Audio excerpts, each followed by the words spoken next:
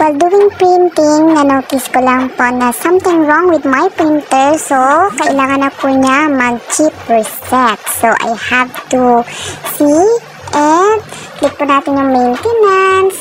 Then, check po natin dito sa area na to. It's correct.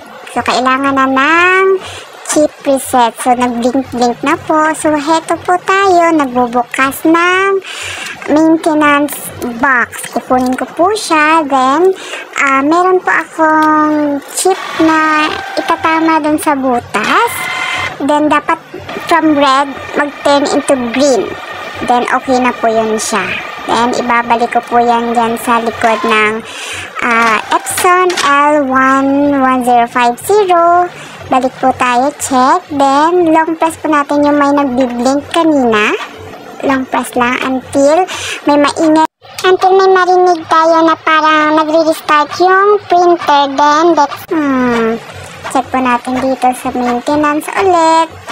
If it's good now or hindi. So, it seems the printer is still busy po. It's not yet ready. Check po natin ulit. And, ay taray, ready na. So, full na ulit yung maintenance back. Ready na tayo mag-print. So, planner 2025 again. Let's go.